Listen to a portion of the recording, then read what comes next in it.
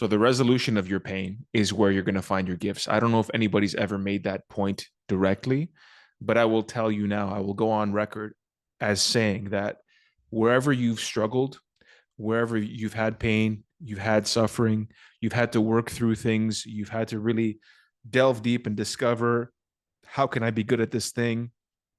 You've used any type of interest that you have to resolve some kind of pain that you were experiencing. Those are the places where you're going to find your gifts. The reason why is because anywhere where you have challenges that you need to overcome, difficulties that you're going to encounter, and the obstacles that continually present themselves to you being ever increasing in terms of intensity or difficulty or duration, that's when you can be the most of service to other people. So for me personally, that was a struggle with understanding specifically how people operate and how I can really communicate and connect with people on different levels. Because when I was a kid, although I had my own friend group, I always struggled when I looked at other people to find out why were the way they were. Why did they do the things that they did? Why did they behave the way they behaved? How did they come to be this way? And where would that lead in the future? And of course, with your own friend group, typically that doesn't happen at a very deep analytical level because you're connecting with them on levels that you want to connect with them when you're a kid, which is what? Just having fun, making jokes, having some shared interests, which are not very deep because typically speaking, high school kids, middle school kids, they're not very deep. They don't typically talk about philosophy and the meaning of life. Maybe some kids do, but I didn't. That happened later.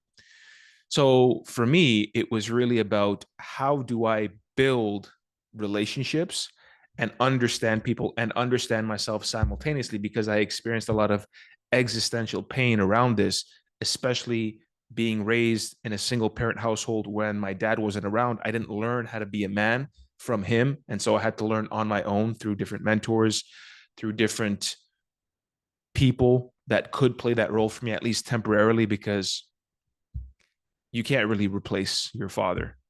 You can't really replace anybody, really. Nobody is replaceable.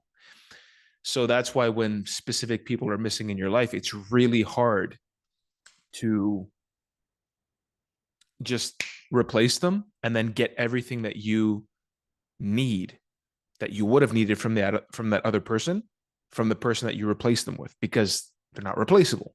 So that makes sense.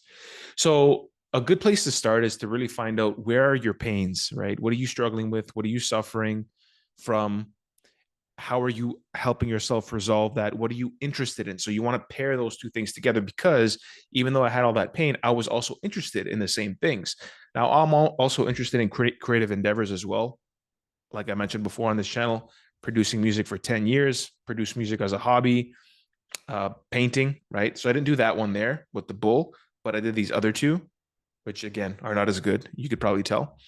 And I've done more as well. So for me, I have that creative side. And so you have to really discover for yourself what it is that you can provide, that you can give to other people, that you can serve other people with, that would be of benefit to their lives in some way. Because you have to remember that when you help somebody in any way, shape, or form, whether that's through building building them a new deck, fixing their electrical problems,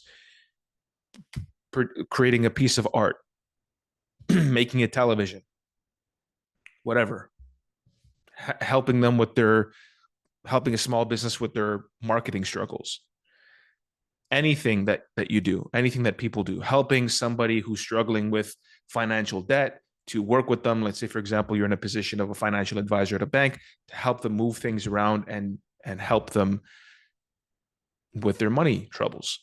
So because again, a lot of people that I know that are really good at financial advice had upbringings, parents that were first generation immigrants. They had money issues, and so seeing that they had all of those issues, that pain or that kind of confusion, that struggle led them to wanting to be really good with money. or some people have like an intrinsic impulse to create because they just feel like they have a lot of ideas. They want to get them out on paper or on pen or on the canvas or playing music, singing, whatever. So you really have to just discover yourself through a process of removing the external influences that are constantly bombarding you and really taking time to think about where you want to put your attention and your energy. So if you had an option to put your energy somewhere, to put your energy somewhere and to build that, because you can't think too far in the future, 10 years, 20 years into the future, because then everybody, especially in today's culture, starts thinking about all the stuff that they want to have, all the cars they want to drive, the yachts that they want to own, the millions of dollars they want in the bank account, and all of this other stuff. So that doesn't really help. The reason it doesn't help is because those are just material objects. It's not a purpose. Having things is not a purpose in your life. Having money is not a purpose. It's not a mission. Owning things is not a journey. It's not a mission. It's not a purpose. So you have to ask yourself, what do I want to do with myself? What do I want to do with my life? And the things that you want to do typically will fulfill three criteria. Are the things that you're interested in, the things that you're good at, like I mentioned before, and the things that typically help you resolve some kind of pain or suffering. It could be a combination of those three or a combination of two of those things. Usually one is not enough. You can't be, because think about it like this. If you have pain, suffering, but you have no interest in using it and you're not really good at it, so you're not good at you resolving your pain and you have no interest in resolving your pain, as an example, you're probably not aware, you're probably not watching this video. You may be watching this video. So, but then creating that awareness might move you towards it. At that point, you would be generating the interest. But if you don't have that interest, if you don't have the strength to be able to do that, then you're not going to pursue it. Conversely, if you have, let's take each case, let's say you have the interest, so you're interested in something, but you're not good at it, and it didn't really come from a place where you had to resolve it. So the best thing that you can do in that particular case is either look for something else that you're good at or start to develop the skills to become good at the thing that you're interested in, especially if you feel like you don't have any like serious pains or serious suffering that you're getting over, that you want to resolve, that you want to help other people with, but you very clearly have an interest in something, environmentalism or trees. You want to be in, what are they called? I don't know what they're called. Arborologists? I don't know. But you have an interest, develop the skills simultaneously, or thirdly, rather, if you have if you have a strength in something, but you're not interested in it, then you're not going to pursue it long term because you have no interest. So you have to pair at least two of those three things together: strengths, interests, and pains. So those are three good places to begin, and start writing a list of things that you could potentially do and ask yourself, if I could put my energy into one area right now, what would I do? And you can imagine a future. So let's say, for example, nothing salient, nothing very important pops out at you in the present moment. You can ask yourself, okay, given these things, what would that lead to in the next 1 or 2 years or 3 years? What kind of career could I have? What kind of life could I live? And if that sounds interesting, then determine what is the next step that I can take right now that would move me in that direction, that will help me gauge to see whether I want to continue pursuing it or not. For me, sales was a similar process. I didn't know that I was going to be good at it or that I would like it until I actually did it.